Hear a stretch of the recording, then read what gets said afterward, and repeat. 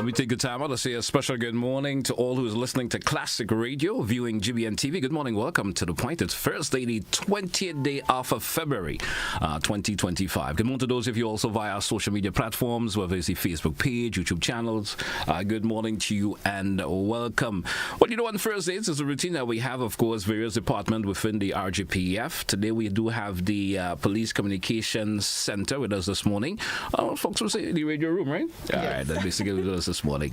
So let me let the officers introduce themselves, and we're getting to the conversation this morning. Once again, welcome. So I say Happy New Year, Happy Independence and everything to everybody. Have to do with that. We all have got that in there. Get those little formalities. So let's get to them. So introduce yourself. Good morning to you and to the listening public. My name is Kate Modest, Sergeant of Police, attached to the ICT department under the communication aspect of radio room. And today we are here basically to speak about 911. Okay. Pleasant good morning to viewers, listeners, and near and far, members of the diaspora. My name is Chelon Wellington, Police Constable number 638, attached to the ITC department on the radio room. So we are here to answer questions and make comments and to see how we could inform the public about the use of 911. Okay. And good morning to everyone. I am WPC 55 Antonia Coutain. I am a member of the ICT department as well. Not on the radio room, but we're one big family there. So together, we're part of the team. All right. It all intermingles, as they would say. That's correct. All right. So let's get into our conversation this morning. We're talking about the use of emergency numbers. We're talking about making complaints, especially that's where the previous two officers mentioned the 911 comes in. If someone is to ask a question, the purpose of emergency number, how you would answer that? Why do I have to call an emergency number? I mean, I may understand, but there's probably somebody outside there say, why I have to call 911? What's the purpose of the emergency number, or the purpose or the use of it, basically?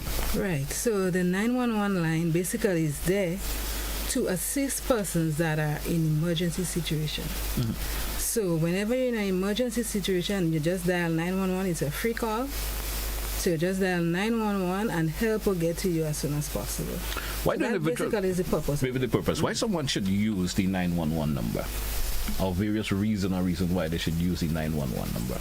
Right. So you should use the 911 number if you have a situation that warrants the police to respond to you immediately, or the ambulance. Okay. So you have a fire, you have an accident, a serious accident, you have situations where you need medical assistance. That's when you should use 911. All right.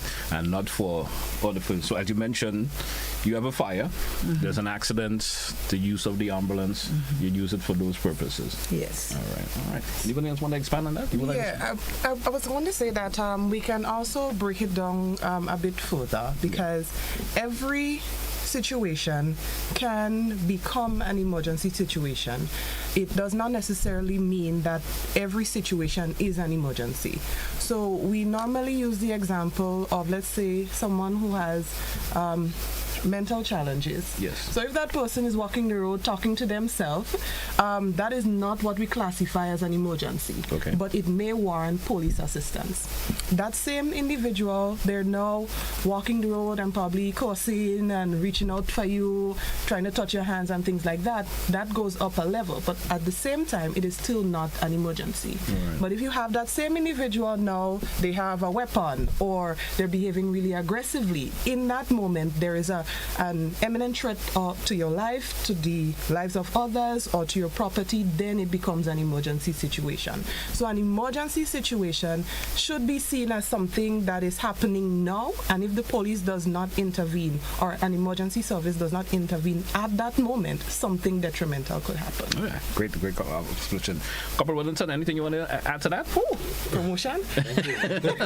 Is it Corporal, Constable, my bad. Constable Wellington, my bad. Constable Wellington. Let me take a correct my notes here one time. So in the event that you want to prevent something, something from escalating. Yeah. You know, you have a thought that you just be passing and you may see something and you think that may escalate. You could also use a 911, ask for the police presence or someone else's presence, before things escalate. All right. Right? You also, sometimes you need help. Not emergency help, but you need some assistance. We are there to, if we cannot assist, but we will direct you accordingly as to where you can get that help you need. All right. So every situation may not be an quote-unquote emergency situation, right? But we're there to also to assist the public, in whatever way we can. All right. If I want to ask a question, is there a correct way to use the 911 number? And when you say correct, what do you mean? When I say correct, not for we have stated a lot of the uses of it a while ago. If you want to give different uses or reasons why you should use it, but then we say the correct way. Someone wants to play games, and I'm assuming you have had instances where that has occurred, or the prank calls and all of that, and not using it for the right reason. Talk to us about that, the kind of effects that will actually cause when someone uses the 911 number for that. When you use the 911 for this kind of reason, it hinders the process of assisting someone else, because the calls come in and they answered in an orderly manner as the calls come in. So sometimes someone may be on the other line or other call there, we cannot get to that call because we have to deal with 2 and 3 prank calls, right? That does not warrant emergency, and someone may be in dire need of assistance, medical assistance, police assistance, fire assistance, and they cannot get to us. So this type of behavior, we're trying to eradicate this behavior, and then we use the 911 for what it was designed for. All right. Could you imagine the fire department, for example? They stated that for last year alone, they had a total of 29 false calls, prank calls. So that is an entire fire team jumping on the fire truck, going to a location, and there is no one there. What happens if there is a house that is on fire somewhere else? What if there is someone trapped in a vehicle somewhere else? The fire department has now been deployed. All their resources have been deployed to somewhere, and they cannot offer that quick response because you send them on a wild goose chase. So it is something that should be taken seriously. It is actually a criminal offense to make prank calls. Persons can be fined and charged. There's a fine of $5,000, $5,000, or 6 months imprisonment, or a combination of both. And that's under the Electronics Act. Yes. Thank you. All right. Section 15. So persons can be charged. You actually answered that question I was coming. I was at one. Can someone be penalized? Yes. For making these prank calls? The overall effect of prank calls. What is the overall effect of it on the department in particular? Well, the effect that we have on the department is that it slows down time. It wastes time. It wastes resources. So when the prank call comes in, we answer our calls in a chronological order. First come, first serve. Okay. So if we have 5 calls on the line, and we have 2 of them, the first 2 calls being a prank call, the person with the real emergency have to wait. And time wasted in an emergency situation is detrimental. So this is a situation that we applaud to the public, that prank calls, to stay away from making prank calls to the police, because someone's life outside there is going to be at stake. It also slows down our speed of response, because the time we delayed to get that call, so then we could have deployed the appropriate personnel to respond to that situation. So it slows down the speed of response in an emergency situation. Is there a training procedure that allows? I mean, I'm just asking just to bring up the film. Is there a training procedure that allows of course the officer who's in charge on duty at the time to distinguish the difference? Oh yes. Yes. Because sometimes you may just realize, hey, this isn't making sense, Yes. So you can prioritize as to the most severity of the situation. You listen, you may have 2, 3 calls coming in, but one may not warrant an immediate response at the time. Yes. There is one that some chopping may be going on. So you kind of look for the most serious one and we're not saying we're not paying attention to all calls and all would not be attended, Yes. all reports, but we prioritize which is the most serious one that need immediate assistance. So it operates similarly to the hospital. You know, when you go to the hospital, they triage you first. When you go to the emergency care, they would say most important, and that's not important, that's most emergency type situation. The severity of the right. of the So matter. based on our standing orders, we also have that type of classification. So we have offenses that fall under immediate, those that fall under routine, and those that fall under delayed. And there's a time frame that is attached to each type of report that determines how we respond, when we respond, and types of questions that we ask to determine which category that they fall under. All right. What's the proper procedure do even though the department go through, especially when calls come in for emergency purposes? Well, when the call come in, we have the standard operating procedure as to categorize the call, who to inform, what are the departments you need to inform, who are the stakeholders, who are the key entities have to be involved in that call. And all we try to do is to resolve the situation and get it as quick as possible. So someone calls in and said, well, someone has fell in the road, or for instance, let's say it renders the ambulance. Someone called in and say, well, you take the relative information and then it's passed on. You pass it on to the ambulance system. So we have a real strong, steadfast relationship with a lot of entities because you need them in those situations. And just to think, and I hope the public is listening, but because if you think about it, when you call, sometimes it appears as if we're asking you a lot of questions. Sometimes you're saying, oh my gosh, it's an emergency, I need you now, you're not coming, you're asking me things, and you're more frustrated than anything else. And we understand that because in emergency situations, you have that feeling, you're overwhelmed. But the questions that we ask is to help determine what assistance and which entities that we need to reach out to offer assistance. Look at an accident, for example. We will ask whether or not persons have been injured, because it wouldn't be nice that we send the traffic officers to deal with a traffic matter and there's someone injured and we did not inform when you need the ambulance. Exactly. So these questions are important as part of the process for us to help to determine what is needed, when it's needed, and how we should assist your situation. We due for a break. Let's take a break when we come back. When we come back, I want to talk a whole bit in terms of the challenges that you folks face a whole lot after the break. Stay with us, folks. It's To The Point, Classic Radio, GBN TV. We'll be right back.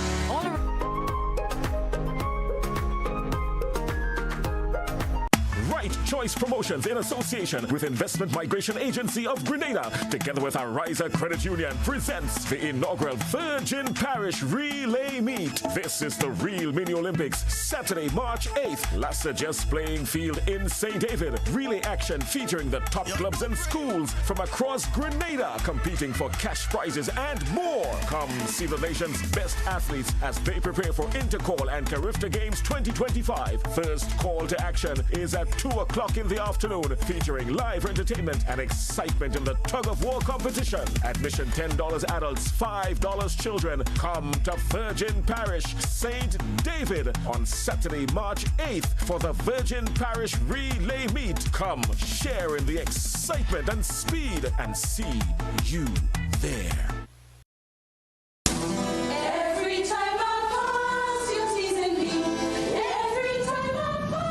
Grenada National Folk Group, in collaboration with the Ministry of Tourism, Creative Economy and Culture, proudly presents Iconic Moves and Melodies. Yes, man! Iconic Moves and Melodies. A heartfelt tribute to the legendary Miss Shirley Robinson. Mark your calendar. Saturday, March 1st, 2025 at the Grenada Trade Center, starting at 5 p.m. Immerse yourself in an evening of vibrant folk songs, classical songs, Negro spirituals, patriotic songs, captivating poetry, and mesmerizing dance performances as we honor Miss Shirley Robinson, a true pioneer of Grenada's cultural heritage. You'll also get the chance to have a meet and greet with Miss Shirley Robinson. Tickets are just $50 for adults and $25 for children. Iconic Moves and Melodies, a celebration you don't want to miss. Join us Saturday, March 1st at the Grenada Trade Center. Let's honor the legacy, celebrate the culture, and make it a night to remember.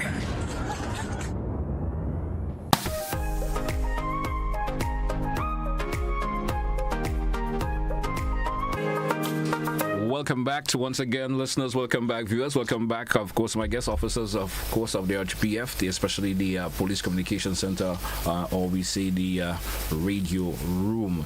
As I mentioned before the break, I want to talk a wee bit in relation to the challenges that, especially the as a 911 operator, the challenges that you face. Talk to us. Let's talk about some of the challenges that you face, especially when it comes to individuals calling in to of course make reports or give information related to something that has occurred. What are some of those challenges that are faced? Okay, so some of the challenges that we face are some persons are not calm when they call in. Okay. So when you're not calm, you're going to take us some time to get you to that level to extract some information from you. The second thing is information. You're calling and you don't have the information for us as to the location, what exactly is happening, who is hurt, what part of the person's body that is injured. Sometimes the ambulance need that information. So this is a second issue that we have, persons not having the accurate information to give to us. All right. Right. Basically, that's someone. No, if someone has a question also, what is that information that is always requested from an individual calling in to make, of course, a report in reference to an emergency? What is that information that is always requested from as the operator? What is happening, where it is happening. Yeah.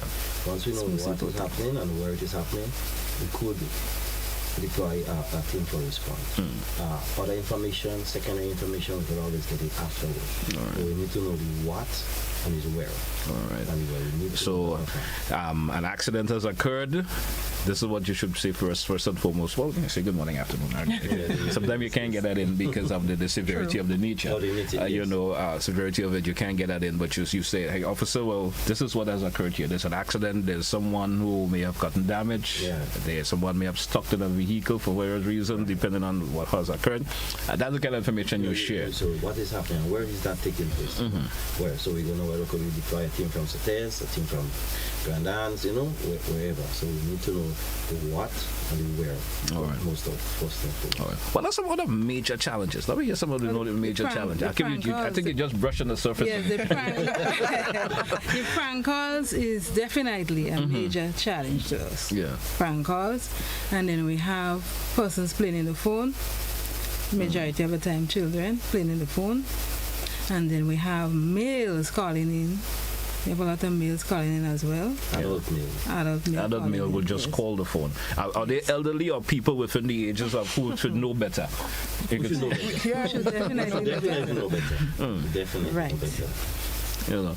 I mean, I understand the fact, especially when it comes to the children part. I think it's good that parents may teach their sons and daughters the option of being able to call 911 just in case there are emergencies. Sometimes there's the option where parents may leave their children home unattended. Right. Something may have occurred, and they may have tried to call mommy or daddy and they can't get through. The mommy or daddy may at work, they can't use their phone. They may call an auntie or an uncle, can't get through to them because of where they're at the time. So it's important. But what advice would you like to give to parents, in terms of speaking to their sons and daughters about the proper use and why it should not be used for a reason that is not of an emergency nature? So you have the upside and the downside to children having access to the cell phone and calling 911. Yeah. Sometimes a parent may give a child a phone to keep quiet. Yeah. Go in the corner with a phone and, go and watch your cartoon and behave yourself. Right. That child may be on that phone calling 911 constantly. And it do happen often. They will just call 911 when you answer the phone. They will say all kind of things. Some of them may even use obscenities. Yes. Yeah, so they will say all kind of things. And the parents is not aware that child is using the phone for that purpose. So what we try to do, get in contact with his parent, ask to speak to the parent. Yeah. And when the parent comes on the phone, oh my God, sorry, I didn't know. And this. Or some children may call if they have an issue in the home. Yeah. I had calls already where the child called 4 or 5 years, look, mommy and daddy fighting. right? So teaching children to use 911 for those purposes. But the purpose of bombarding the 911, because our cell phone could call emergency, right? And the parent not even aware. So we try to reach out to them and get to the parent and let them know, look, this is what is happening. So ask them to see some will apologize and say, and correct the situation. All right. Anything? But education is important. So parents, we're imploring or we're requesting through this medium that when you have the conversation, or if you haven't, you should have that conversation with your child and explain to them the purpose behind the 911 or behind the emergency lines. Not letting them know. And children are smart these days. I have a daughter that's on YouTube already, and she is 8 as of yesterday. So they know how to use the phone, and they know how to use it to do all sorts of things. So they're able to handle the information. Just let them know when, why, and how, and you'd see that the use of the 911 line is going to be done properly, and it's not just going to be used as a tool for passing the time. They're going to only use it when it's emergency situations, because then they'll know the purpose behind the 911. You spoke a while ago about, adults using the 911 number for the wrong purposes. Speak to us in relation to that. Using it for the right purposes. Especially the 911 number. Especially you said adults calling maybe they just want somebody to talk to. You understand? Is that something they should be using the 911 number for? Somebody called, someone maybe an elderly home, and they just feel, I will call 911, I could probably talk to the operator. I mean, I'm not saying it's a wrong reason, because sometimes you could offer someone make a conversation with someone if there's no other emergency happening at the time. You offer them some assistance, some mere communication, they want to speak to someone, But speak to me in relation to that. Right, so in many instances that we have at the office, we have male persons calling in, like they will call in and pretend they're speaking to their girlfriend. Right. So they will call in and pretend, like if they're in an environment, they will call and say, baby, what's up, what's going on, but they call in 911. So they're trying to pretend that they're having a conversation with their girlfriend. So we have instances like that. We also have instances where persons will call in and make sexual advances on our dispatchers. All right. Especially if they hear a female answer. Right. So we have a number of females working with us. We have some civilian staff as well. So we'll have males doing that. So these are some of the experiences that we have. No, we are not saying also that if it's a case whereby you want to have a conversation, as you rightfully said, the person is probably elderly or the person just wants advice, you can contact the 911 and have those conversations. It's not that we will detour you from speaking to the officers.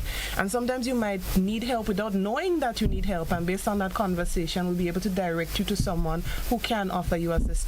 But we want persons to understand that the more you call in with these types of concerns is the space that we have on the dash, what do you call the line? On the line. The line is the one I want to say.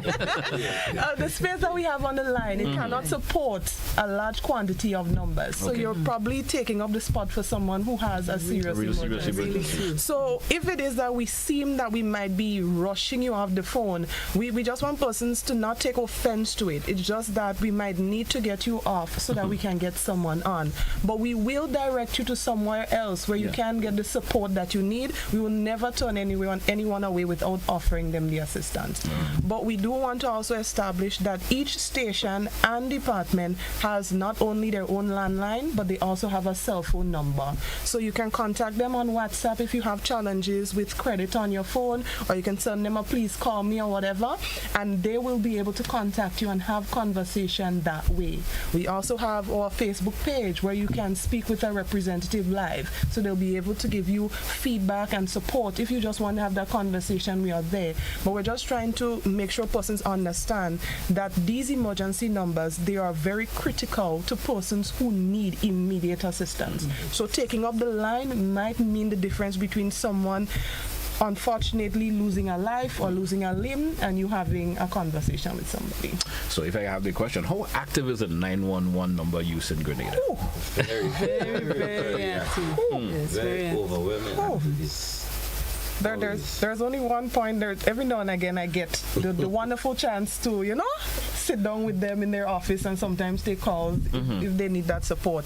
And I am sometimes overwhelmed because the moment you put down your phone, sometimes you don't even put down your phone and you have 2-3 calls already coming in. So there is not a moment where you can say you actually have a break when you're working as a 911 operator, as a dispatcher, because the calls constantly come in. It's a constant thing. All right.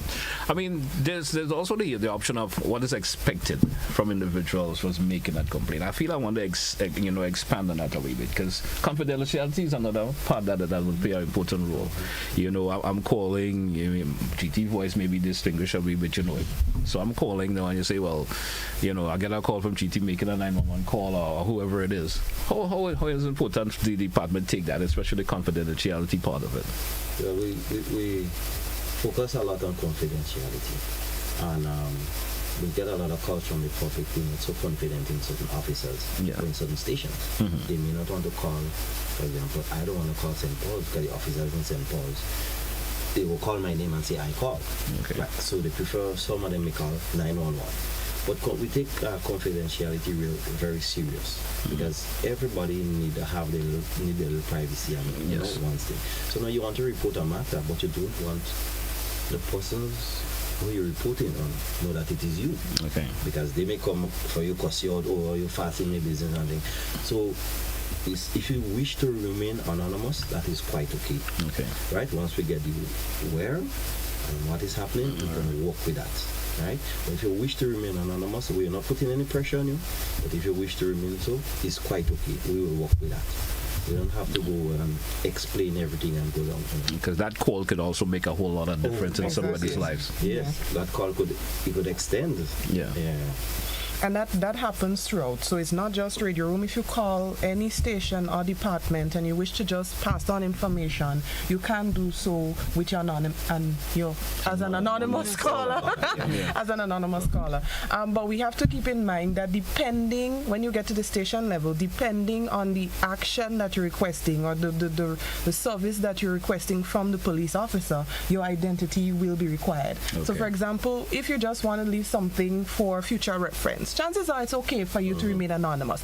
Or if you just probably want a warning because you think, you know what, you should warn them about that, yes, by all means you can leave out your name. But if you want to take a matter to court, we cannot take an anonymous person to court. You have to let us know who you are. So depending on the situation, we may still need to get your information, but it's not mandatory in all cases for us to proceed. Okay. All right. Anything further? On that in terms of how the complaints are handled? The warning also, if you want a warning, sometimes we may need your information, because sometimes you want me to warn this lady up against you. So I will call her and tell her, But is 911 the proper procedure that they should have gone through? For warnings and so forth? Yes. Because that information will pass it on to the station. Will pass it on to the station. The station will that 911 is the easiest medium to reach. Yes. We'll direct you to that station, or we'll transfer your call to the station and they will handle it from that station. Okay. So 911 is like a midway station. Okay. They don't go out on reports. You wouldn't see persons from 911 heading somewhere to deal with this or to deal with that. They will always route your calls to the proper channel. So they are there to take your complaint, decipher whether or not it's emergency, not emergency, and then they determine who are the persons that needs to address it, and they send it to that station or department. And since we said that, I'm always looking for an opening to speak about premise, and I think this is the best part. So we're actually in the process of using our new digital system, Police Records Information System, premise, and that is a tool that we use, and it's used heavily at the Radio Room department. They don't use books there, they only use that digital platform, and it helps us with our rate of response. So before, what you would normally see happening is you would give a report to Radio Room, and then they would have to call the station or department and relay the information all over again. But once they take the details, with the click of a button, they're they're able to send all the details over to that station. So real time, they're able to see what's happening, and they're able to respond, and they're able to offer assistance. And it could go to not just one person, but to multiple persons and stations at the same time. So everyone knows what is happening when you send it across. So that system is very lovely, and we're in the process of rolling it out through, training throughout the central division. So we'll see that happening, and then we'll be moving on to the other division. So pretty soon the entire post will be digital. Oh, that's good. Certainly good to hear. We're due for a break once again. We're coming back with much more for you folks in the next segment. Stay with us. And once again, for listeners and viewers, if you do have a question or two, you could always give us a call in relation to the use of the 911. You may have an issue that you may like to, of course, get a bit of a clarification on in terms of our conversation this morning. Feel free to do so in the next segment. We're coming right back. Don't touch it down. When you need your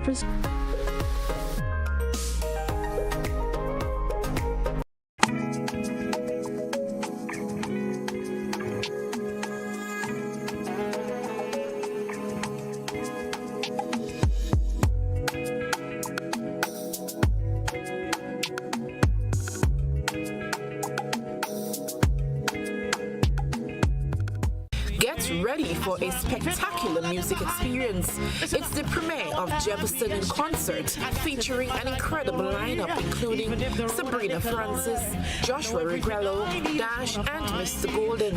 Feel the passion, the energy, and the rhythm right from the screen.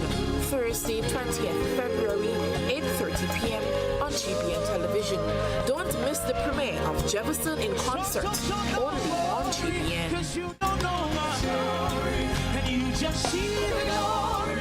One stage, 4 categories, 80 incredible dance talents. Experience the rhythms of the world as dancers bring culture to life with breathtaking performances. Who will take away the crown? Witness the passion, the energy, the artistry. Don't miss the ultimate global dance competition around the world in 80 dance talents. Call 407-8458 to register your group or solo act. Follow at GBN for updates. I try to not speak about climate change anymore because change kind of gives you the impression that it's gradual. You know, when you hear change, you think it's happening gradually. But we're in the middle of a climate crisis, a full-blown climate crisis. So yes, the climate has changed, and I think it's a little deceptive for us to continue referring to climate change because it probably gives people a false sense of security that we have time to deal with this. So what can we do about it? And 2 years ago, the United Nations said that the right to a healthy and clean and sustainable environment is a human right. So if the right to a healthy, clean and sustainable environment is a human right, and there are countries and companies that are imperiling that right to a healthy, clean and sustainable environment, then they are infringing on our human rights. So that's where climate justice comes in. Be viewing Caribbean Medical TV on this station.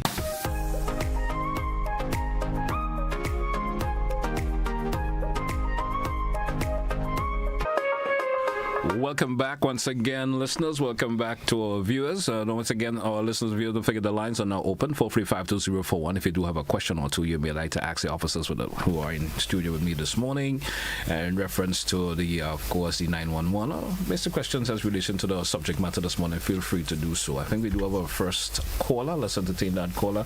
Caller, you're live. Good morning. Good morning. Good morning to you. Caller, you seem to have a device in the background that is a wee bit too loud. May you mind lowering it, please? Wait, just hold on a minute, please.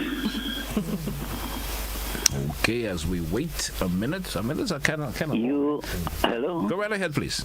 Yes, you have given very important information, and this idea came to me that once or twice a quarter, you go to every parish and you invite the public.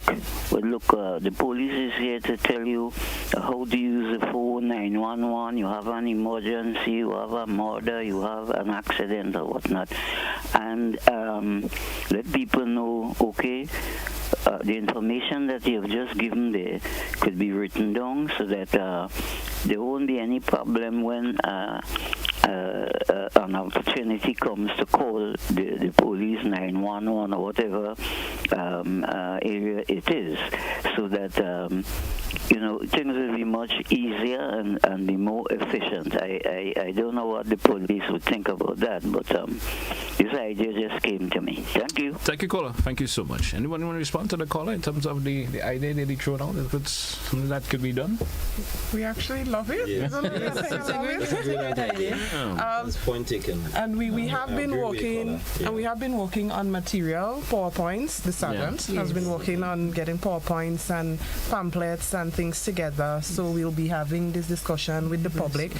Yes, we also think that is a very important need that exists. There are persons who may not see us on our social media platforms, or they may not be interacting with us even on this medium. There are persons who are at home, and they are the ones who need to hear what is happening. So we do believe in going out to the communities, even as part of our community walkthroughs. These are things that we'll be discussing with our persons in our communities to make sure that they understand how our department and other departments operate, because a lot of times you also see police officers getting blamed for things that is not really our responsibility or our legal rights to address. So having these conversations will help persons to know, okay, this is what to expect from the police officers, and this is what they expect from us to ensure that we function completely normally. All right. Yeah, because I believe sensitization is important. It's important to sensitize the public on certain things because they may not know. We don't know everything.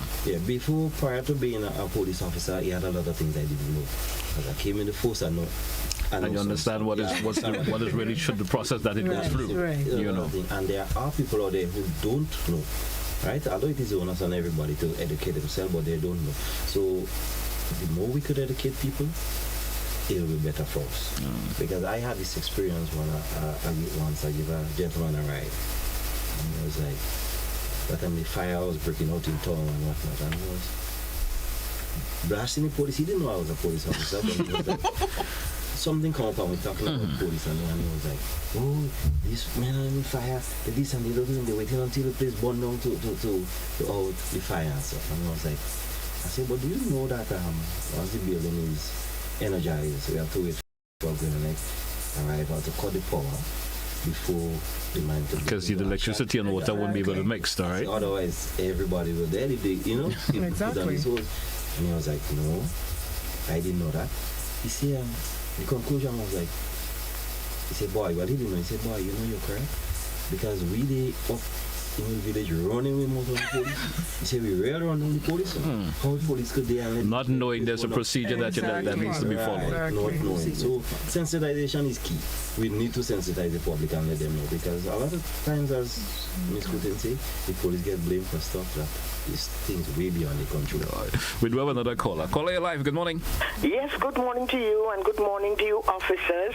I think, and I have to say I think I heard a nice little piece from the police that a 5-year-old child called to say that his or her parents are fighting.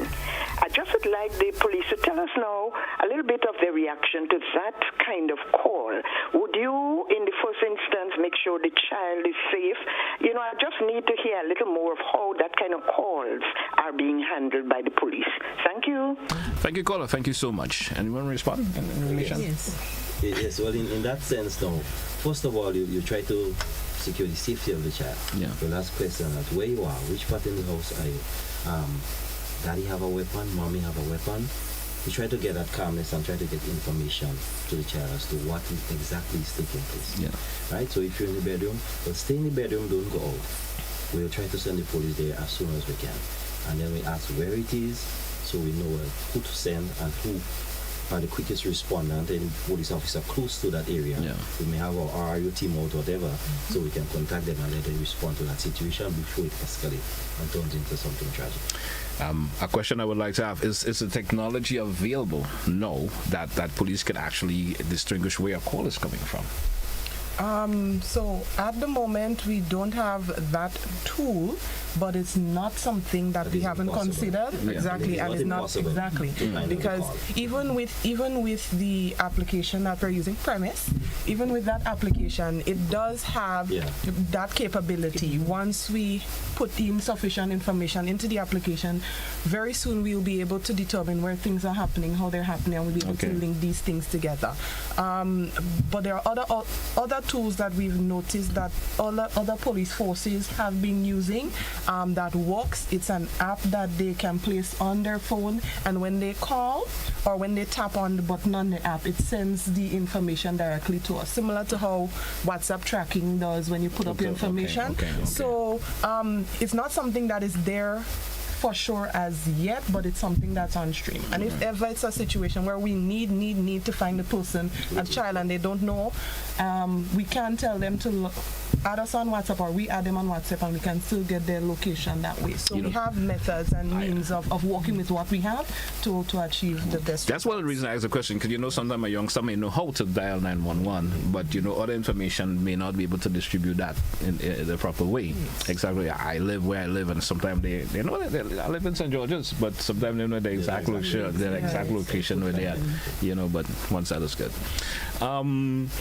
Well, someone is asking maybe the same question that we along the lines that we're going. Is there some way of tracking the calls from, I guess that's in relation to that. Once again, the lines are open, 435-2041. If you do have a question or two that you may like to ask the officers this morning, feel free to do so. I'm assuming folks have already understanding a whole lot in terms of what we said. Let's talk about some experiences, if you would like to share that may have stand out, especially being in that control room where the room that you would like to share. But before we do that, let's take a call. I probably could hold that for us. Caller, you live? Good morning. Caller, you may have to turn off the radio or the television, please. Yes, good morning. Good morning. Go right ahead, please. Right. They were speaking about children. And these children now have so much sense. A little one, 3-year-old, he took up the phone and he had it in his ears. And he's saying, Police, please come and take my mother. She take my juice from my bag and she eat all my biscuits. Policeman, would you please come and take my mother? My mother is trouble. Please come and take my mother. What you say to that? 3-year-old. Thank you, caller. Thank you so much. I'm not sure what you can say to that. But our officers are trained. Our officers are trained, whether it be the civilian staff or the officers that are working in the department. They are trained to decipher when things are just for kicks, when things are innocent, when things are an actual offense that's taking place. So they'll be able to probe, one, and two, listen to what is happening, whether it be in the background or based on things that the child or the children or the persons are insinuating. So we'll be able to pick up on these little cues and address the situation as best as we can. Now, if it is that it's a 3-year-old, we'll be able to determine that, and it may be that we'll have to call back later and speak with the parents, which happens a lot, believe it or not. A lot of the times we get children, young children calling in because 911 is easy. 911 is not something hard for you to try and all your wits to remember. So that's the easiest thing for them to punch in. They do so. So it does happen, and we are in positions to address these concerns and to address the challenges as they arise. We do have another caller. Caller, you're live. Good morning. Hello. Yes, good morning. How is everyone? How are you? Everyone's great. Good morning to you. Yes. All right. I just want to compliment the officers for doing a great job so far. I have two questions.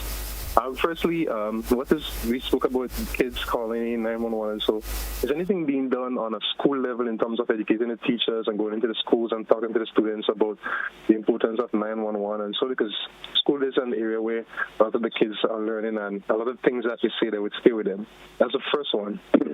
Second question is, I heard the officer spoke about premise and the robbing of the police force being computerized and digitized.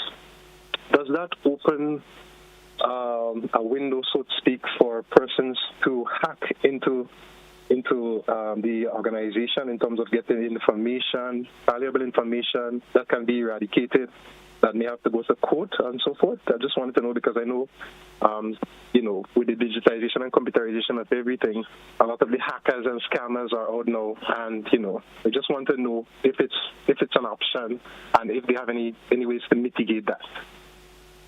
All right, thank you, caller. Thank you so much. Great questions there. I like the direction of this question. I'm laughing because I picked up the voice, just like I would pick up GT's voice if he calls over the phone. I think I know the caller.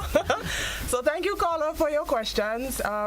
Firstly, I do know that with each station and department, they go out to different schools and they have a program or they have a list of topics that they would like to discuss with persons at school level as well as persons on a community level. If I can speak to the community relations department, for example, I know that they are in the process of working on things like customer service. They have things on bullying. They have different topics that they normally would engage our public with. So to say that or to answer rather that question, yes, we do have programs in place, we do have documentations in place, so that even if we aren't there to engage you physically and have that one-on-one conversation or that group setting, we're able to leave you with something that you can read in your spare time so you can gather the information that we're relaying. And secondly, as it relates to the police force going digital, I would like to say that with all things, hacking is a possibility. We know that as technology increases, so would the ability for hackers to increase their knowledge as well and to increase their method of trying to attack persons and get information. So to say that hacking is impossible would be a lie, and so I cannot sit here and say for sure that hacking is not a possibility. But we do have measures in place for if such activities were to take place. So I would not sit here and educate the hackers on what systems and what processes that we have in place. But I would like to let the public know that a lot of effort, research, and collaboration has taken place, because Premise is not just a system that is used here in Grenada. It was a lot of Caribbean countries and different entities coming together to create this system so that there can be a better way of managing policing activities and managing the way that we service our customers, not just here but throughout the region. So these persons coming together, they had the foresight to know that hacking was a possibility, and putting measures in place was part of our main priority. So yes, we do have things in place to ensure that if hacking does take place, we can stop as quickly as possible. I get, and of course mitigate in between there. Correct. Caller, you're live. Good morning. Yeah. Good morning, sir. Miss, I want you educate me or re-educate me. Let's assume that a set of men, running into your yard. Your yard is about 100, or your house is 100 feet roughly from the main road. And it's a set of men you do not know. Do you think if you in your yard, you have a right to stop them? And then, do they have a right to pull gun at you in your yard? Bear in mind, a set of mind. Caller, what does this conversation has to do with the 911 conversation we're talking about this morning? No. Yeah, but you on a totally different angle in terms of the conversation. Dealing with people.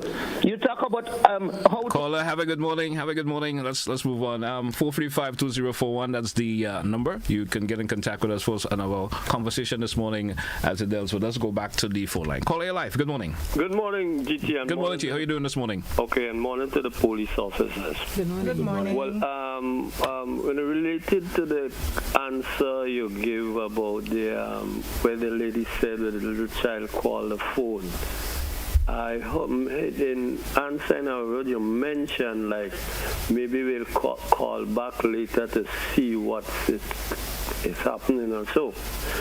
But what I'm saying, I think you maybe have it in place, but maybe they're not using it. I used to work on a place, we're dealing with hot wire. So we have the terms hot or cold, treat it hot. So once you see it, it's always treated it's hot. It could be cold or hot. Treat it hot. So that your all systems would be, once you get a call, you don't have to wait or try to find someone in the police force in the station at a time to do anything, because the same thing as us, that company, they have men all over. So immediately, even men on holiday, we does that. You can call someone outside in that area and just tell them make a check to see what's going on. And that will be much faster and efficiently. I had a situation with in the Boiling Spring with a robbery and so forth. And the only thing I could do, call 911. When I called 911, someone in the police station in Grenville picked up. When I relayed the matter to them, they tell me that is not in their district, call Sotes. So what is that? Call Sotes. But immediately when they did that, I went up, the people that was getting this robbery taking places, there was a minister up in the Boiling Spring. So I went up there, immediately rush up and call and tell her, look what is happening to one of our friends down there by the park, where the car parked. And after that, in seconds, SSU, all kind of things. So we have to change some system in Grenada. Thank you. Thank you, caller. Thank you so much for your, of course, information shared this morning. Anyone want to respond to the caller? If there's anything you could respond towards that? Thank you, caller. In reference to you stated that you called the station and they told you that is not a district. What should have happened is that the officer, the first person that you spoke to, should have taken your information and sent that information to the station in the area. So that is what the procedure should have been. Taking your information and sending it to the station instead of you directing you back to give the report all over the station. All right. Yes. Someone is asking the question here. I think we did mention it a wee bit in earlier, how we were speaking earlier. Maybe just for clarification, you could probably. Someone is saying, what is the consequences for someone making false alarm or false calls? We could say that. What is the consequences in relation to that? Right. So under Section 15 of the Electronic Act, right, the penalties for that is $5,000 or 6 months in prison or both. All right. Yes. So $5,000 or 6 months in prison, and you could be fined and confined. Confined. Yes. All right. Folks, anything else we want to mention? We, of course, just have a few more minutes before we take a wrap this morning. Anything before we take a wrap? Closing? I just want to remind public. Cell phone, 911, they work hand in hand. Sometimes you don't even have to dial 911. You just have emergency calls. Yes. So you can just go straight to emergency calls. So please, we're advising the public and parents, pay attention to your cell phone. Ensure it is locked. I had instances where people get themselves in compromising position. The phone dial 911 and they're not aware. All right. Right? It could lead you somewhere good, it could lead you somewhere bad. So so just be careful and check your cell phones. Ensure even though you get squeezed, you can dial 911. Yeah. That's how technology is. And I suppose, could de-escalate the whole situation. Yes, yes. It has happened to me sometimes. You phone it in your pocket and you make a call and you realize, hey, I call 911. And you're not even aware that you did that. You may be speaking about something of importance. You may be doing something. Yeah. So we had these calls already. So just pay attention, and parents, pay attention to your children, supervise them so that they will not misuse the 911. All right. Anything else from your officers before we take a wrap for this one? We may have a bit of an early lock-up this morning. Yes, just want to appeal to the public that to avoid prank calls. We are here, the dispatchers, to assist the public as much as we can in ensuring that help is sent out to them as quickly as possible. So prank calls is definitely hindering us from getting that done properly. We want to also thank the public for the continuous support, in giving us information. We work hand in hand. Our department and the public work hand in hand. So we want to thank you for your continuous support. And as we continue this journey to help and assist the public as much as we can, persons in need. All right. And getting help to them. All right. And I just want to end by saying that a lot of these discussions that we're having, we do have presentations and we do have materials that we're willing to share. So we'd like to speak with, this is a call to all our community groups, all our schools, all organizations that, whether it be workplaces or any other entity that have group of persons that they think they would like to have little sessions with, you can always send us an email requesting that you have police officers come to your office, your workplace, your school to have these conversations, because we do believe in education. We do believe that gone are the days where access to information and education was far and in between. We believe that once we know, you should know, and that can help us to help someone else in the future. So reach out to us. You can call us at any time and we'll be able to offer assistance. And lastly, once you don't feel comfortable about something, once you're in two minds about something, you reach out to us. There are times when persons, they fail to report situations that are affecting them simply because they think, oh, you know what, that's not something for the police to do, or you know what, that is not an offense. But chances are, if you're feeling uncomfortable, if you're feeling affected by something, it may not be a criminal offense, but it may be something that someone else can assist you with. So you can reach out to us with these questions and we'll be more than happy to have that conversation and to either tell you that yes, we can help, or to direct you to whichever institution will be most qualified or suitable to assist your complaint. So thank you so much, everyone, for listening in, and we hope that you would have learned something today. Yep. So once again, I want to take a time to thank you for all the officers also for sharing information this morning. I hope it makes a whole lot of difference now in terms of when the calls that come in and it been used for the 911 be used for the right reasons and save the time and the time that is wasted, especially folks with crank calls and so forth. Thank you once again. Hey folks, that's what we're going to take a wrap for today's edition of To The Point. Thank everyone who have called in. Those of you who stand at home and you listen, thank you so much. Join us again for another edition. That's what we say goodbye for today.